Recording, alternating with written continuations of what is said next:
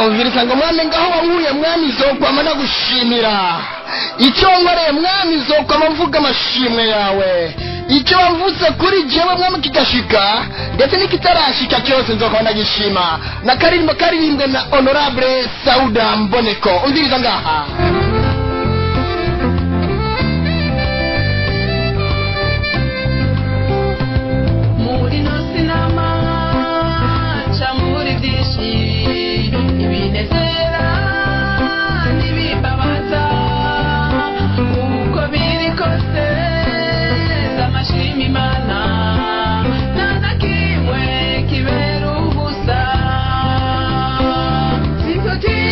Ndababwira ko karirimbo kiswe ngo shimwa mwana na karirimbo karirimbwe na Honorable Sauda MBONEKO. Turi kumwe ku murongo wa telefone ngira ngo kugira ngo ashobore kuba atuganiza byinshi atubwire, reka tumwongere kugira ngo atuganize byinshi kino gimbe yiwe shimwa mwami cyangwa shimwa mana.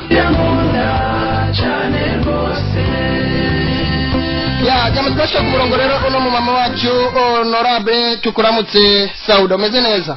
Murakoze cyane neza. Ego kaza ku radio CCBF Prism Kiano cha Gospel Hit na karimba kabikiswe ngo shimwa mana. Ego cyane murakoze. Kaza tukumviriza amatugaruke. Okay, na karimba kiswe ngo shimwa mana, umviriza.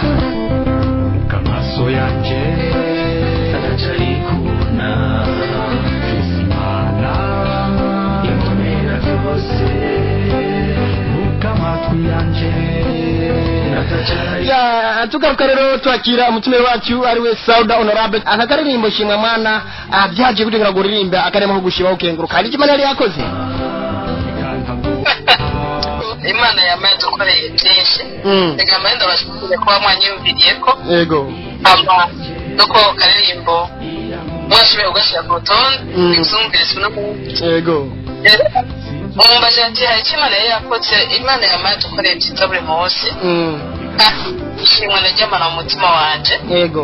Uko mumva ko ari mu bintu byinshi iravuga ko dusha mu byiza no mu bibi. Birabaho ndabinkorera buri munsi. Yego. Kandi nibibazo ntibuza ko ndabishamo navyo nyine birabaho kandi kabindenganisha. Icyo gituma muri shima Imana. Iyo bishitse ukarana nk'ikibazo uravuga ati nuko uri Imana jewe ikazo kirandengeye nihebure cyanke ubandanya uvuga ati reka nshime nkuko birwira ngo dushime mu byiza no mu bibi. Kwihebura ntibibaho kuko byose ijambo ry'Imana riturongora buri munsi. Ijambo ry'Imana twumva ko ugomba byose bimenyeshwa Imana mu gusenga no mu kwinginga. Yego. Iyo rero hari ibibazo tumenya ko teza kubwira Imana tegere iki bikuze ko cyane kwihebura bidakunda tuguma dushima Imana muri byose. Yego. Ati jewe namashima nkenguruka ati ijambo riravuga ngo dushima Imana mu bibi no mu byiza, ndetse iyo yaravuze ngo ntitwakoma dushima mu byiza gusa birakwiye ko nibishika kugira ngo tumenye ko Imana iriho ndibaza. Yego cyane ko kuko iyo ushimye Imana mu byiza gusa ibi bigushikiye na ya Mana uciyita ukayikwiba cyatangura kuyisuka. Ko twage tubona benshi iyo ari mu bibazo ashaka ngo Imana nibaho nihibiri bayihojeje gusa.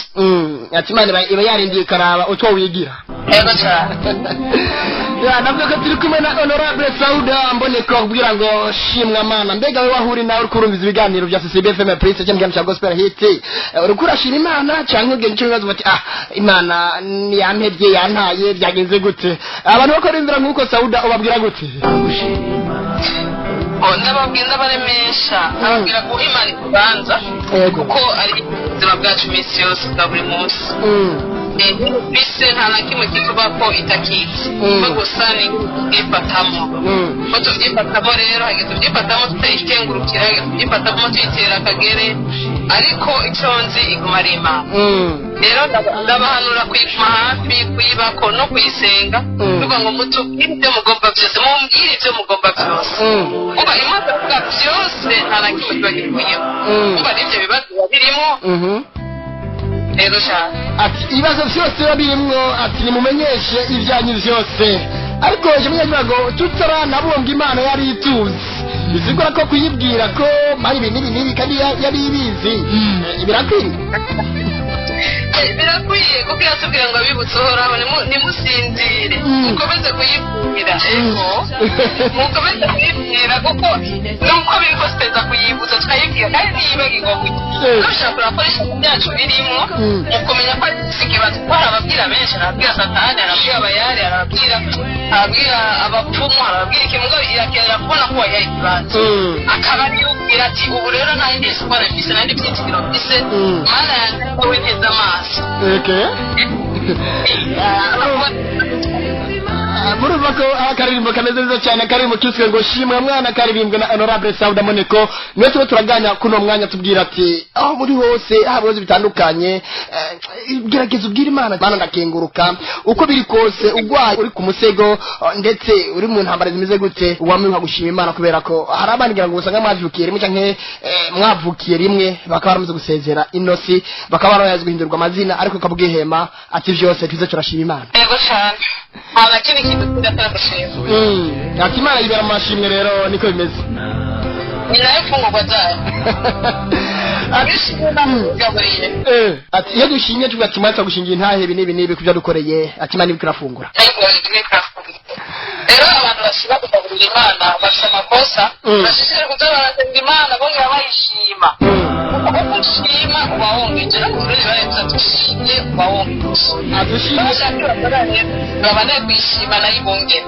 ati ihishimye Imana ahaye nimba yarite uzoba mu myaka 5 cyangwa mu myaka 2 ari gushikiriye yego neza cyane kadigo nuvuga turaganira na Sauda MBONEKO ni Honorable tubwira ati akarimo kiswe ngo shimwa umvirizene kameze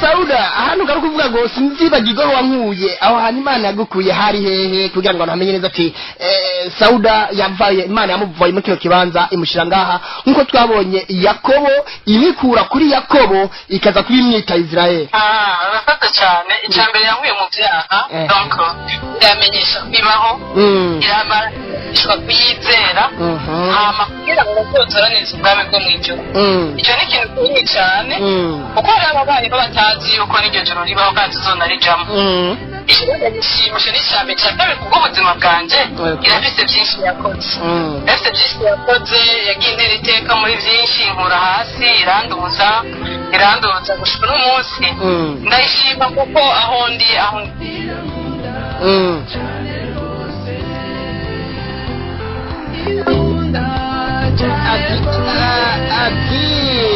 atahondi ndetse n'ico ndi koni Imana yarankuye mu byaha aho bibiri tubwira mu Baroma 6:23 ati ngero yicaha n'urupfu ngariki ingabire isumba zose Imana itanga n'ubugingo budahera aterege nka Sauda ko Imana yandemeje ibyo byose ikankingira urwo rupfu ikankingira iyongera nari kuronka yo mu byaha ikaba yanyemereye ikangira umuraganwa nayo mu bwami bwayo ati nicyo bituma ndiko ndashima Sauda nuko bimeze ashaka wari umupastori akomeye rwose ndumva niba utarasigwa amavuta y'ubupastori baba bakwiye kubiraba neza bakabikorera yose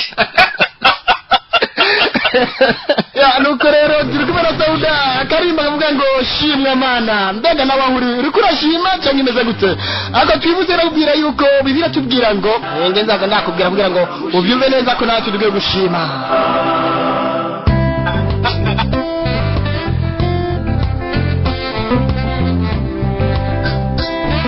nakubwira ko Abisirayeli bavuye muri Egiputa amaze kujya ku Yorodani ngo Miriyamu yateye indirimbo y'amashimwe na Sauda bavuga ati ibyandenganije byose reka nze shima nkenguruka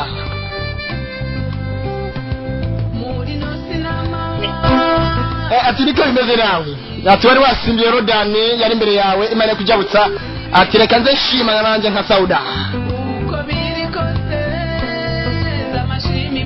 ndakumvise neza kugira ngo ibirere n'ibikoresho afata neza se muri sico ukiyoce kwazo kuzo nari mvuze nti Abisirayeli bavuye muri Egiputa bamaze kujya ku kiyaga gitukura bakajabuka uruzi rwa Yorodani Miriyamu yateye indirimbo y'amashimwe ati Sauda nawe amaze kurengana Imana ikamukura mu byaha ndetse ikamushaka ku rundi rugero aravuga ati nanjye sinoga ntayishimiye nkuko Mariyamu yabikoze ego cyane sinoga ntayishimiye kuko ni byinshi twabivuga ne twobiheza ivyo Imana dukorera ni byinshi byo yankore by'umwihariko by'umwihariko ku bwanje ni byinshi nogenda kimwe ku kindi nosanga novuga umunsi ugahera none tugatangura kandi umuririmbyi mu ndirimbo z'ikirundi zo guhimbaza Imana avuga ngo urukundo rw'Imana ntabwo ruserangurika ntabwo ntushobora kurongora abanditsi n'ubwonga amakara amakangara n'ibyatsi byo ku isi hanyuma urupapuro rukaba umuntu wese akandika ibyo Imana yamukoreye ntashobora ngo ibyatsi byohera ariyo makaramu n'ikiyaga cyacitse wino kigakama ibyo Imana urupapuro rukaba ruto umva ibyo Imana ikorera ni byinshi. Ati n'umuririmbyi w'indirimbo amaze 354 mu gihe cyo guhimbaza Imana ubwira ngo naho ijuru ryohinduka impapuro ngiyaga bikaba wino n'ibyatsi ndetse k'amakaramu ati tukandika ibyo Imana yadukoreye ntibyo bihera. Yego cyane nuko rero n'akarimbo kiswe ngo shimwa Mana karimo karimbwe na Honorable Sauda MBONEKO akubwira ati Mana warakoze kubona ibi nibi. Sauda umaze kubisora ukayishyira ku mugaragaro mbega abantu umaze kuyumva abaza bagushingira intahe imeze gute? barambwira cyane ko bafashijwe, barambwira baririmbye neza, barambwira bako bakantera intege. Mu bisanzwe iyo niyo ndirimbo ya mbere maze kuba hotse mubanje numva rero nishimye cyane nkavuga nti kumbe ndafise abo nafashije, ndafise abo dusangiye gushima Imana kuba bitabashobokeye ko babishira mu gahongo amaraje babyashobokeye nkantanguye kwerekana intambwe ya mbere nukuri ndumva ko bafashwa ari benshi baranyandikaye ni box bakambwira ati vraiment waririmbye neza indirimbo iradufashije mu majambo adufasha cyarumva ego shima Imana cyane mbandanya gushima Imana. Ati je ngwanira mu mashimo gusa y'Imana kubera ko harawo mbandanya ntabara mbananya mvana mu mwiheburo abari mu kweba ko urupfu nkaza ndabongera ubugingo muri makibice mu ndimo yazashima Imana. Ego sha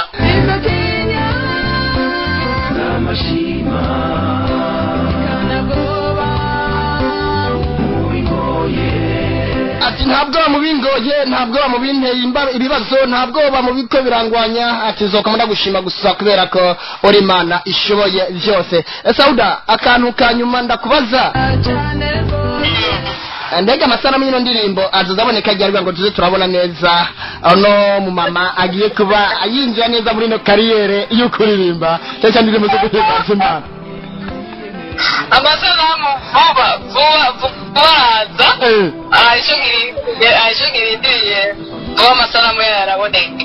Reka icyo bindire ngira ngo nakabana kiwawe cyane ukatubwira birashaka akabanga reka ndabirindire tutasengera Imana.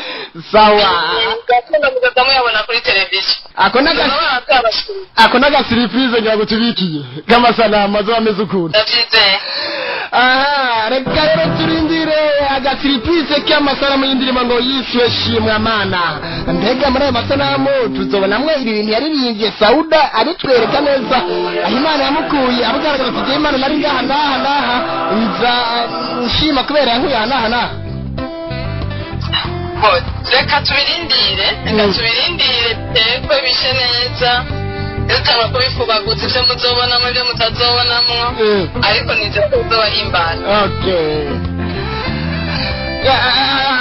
Sauda akajambo kanyuma ku bantu bimva kumengo ntibashoboye kuririmba wewe ukawaragiye karirimba kabishora bati wivuye ntibiyemera mu byo ariko barakora bisuzugura mu ngero bafite kuririmba ntake kantu babwiye nake kambatera ndabatera kamo ko gutera intambwe cyambere bapanza kwiyemera kuko najewe sinari nzi ko ndabishoboye yego sense ko ndabishobora mugabo ndagerageje ndi forsa ndasha ngufu ndihimiriza je ubwanje hamadasenga Imana je ujya kwendera gutera ikorasi neza ngo musenge ngo abantu bashobore kuba mu doka movement ukuntu babe motive ukuntu mugabo nisanze bishoboka mu izina rya Yesu nisanze bishoboka nobatera intege rero base kugerageza gusama bashira Imana. Okay muno ndirimbo umurongo wumva ati muri Bibiliya waramfashije bituma numva ko nori indirimbo yo gushima nuwahe kugira ngo tumve neza kubera ko ngibogaboga mu mutima nivyo biza biseruka abantu bakabishima bakabivuga.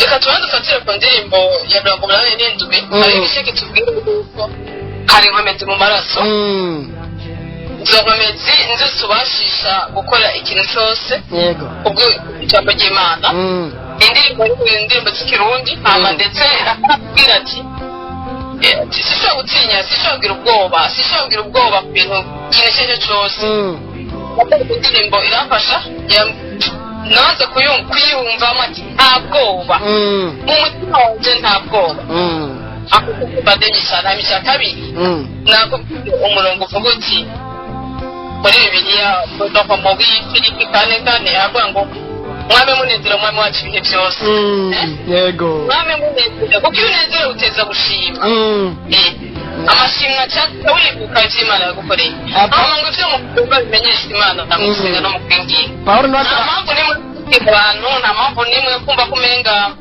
no kwidodomera umuntu ngo niyamaye gisha niyamaye kiriya ariko hari Imana iz'ubuzima bwacu kandi twitayeho Paulo arabivuga neza mu Filipi ati dushoza cyose nyene ubuduha inkomezi yego sha ya Sauda tugushimira cyane kubona ko wemeye kuzoga kandi kaganira naho ngira ngo twagutera ka surprise na kwari witeguriye kiga kudusaba n'imbabazi Asamba ngade surprise imwe kabaho tugomba kuva mbega tugomba kumenya mbega abarinzi bacu by'ukuri baririmba neza umwanya n'umwanya wabiteguye ko bashikiriza ikimana yarasizemwe kubera ko ngabagabo ingingabo za Kristo zamazigavye kujya Kristo bize ngo mu gitabo cy'Abanyefeso 6 ngo nitwambare ibigwanishwa byose by'uburyo bwa mwemwe ego cyane cyane amangabye icyo mbwira abantu turabwira ishengero kubw'ijambo ry'Imana dushaka kugura Imana yashize byinshi muri je umwanya wose monera surprise muri iyo matiere muzosanga ngavye kabisa murakoze cyane Sauda tugukengurukire murakoze Imana yahezagira amina akaremera kako nziza akaremera kigo shima Mana hama cyo tugaruka mu mwanya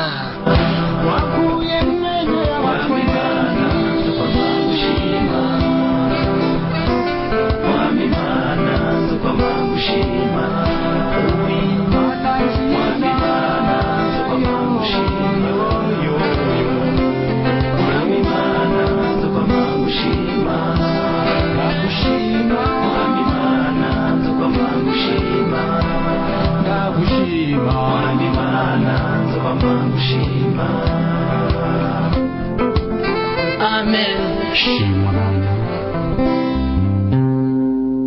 Awanguye Mana nzamagushima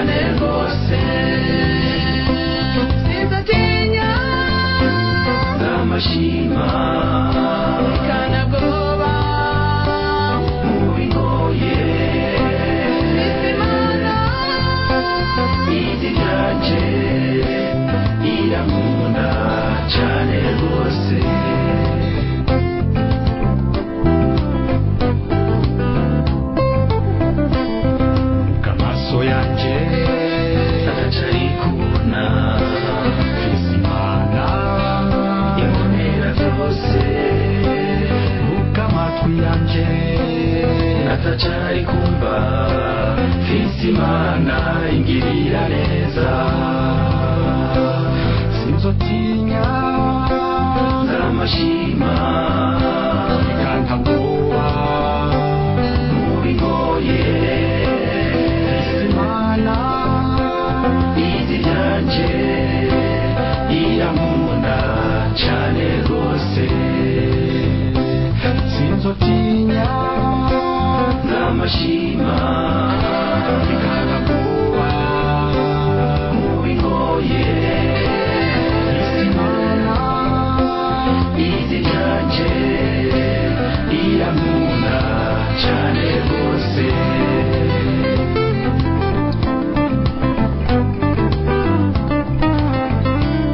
sinzibagirwa abo wankuye zamanibuka byinshi wankoreye urukundo rwawe naruririmba ati urukundo rwawe mwami nta kuntu wiririmba nako karirimba rero kuno muririmbyi yitwa Honorable Sauda MBONEKO abwira ngo shimwa mana sinzotinya uko ibibazo bimeze kose hari indwara zitandukanye nzokwama nkenguruka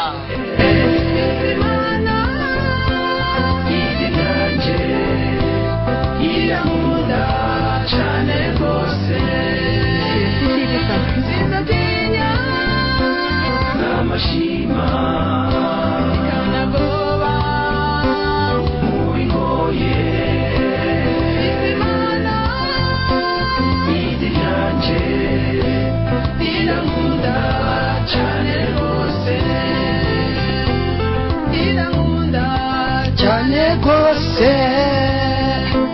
Mwami Mana nzopama ngushima iwe watumye Mwami Mana nzopama ngushima Mwami Mana nzopama ngushima wakuye mmenye Mwami Mana nzopama ngushima Mwami Mana nzopama ngushima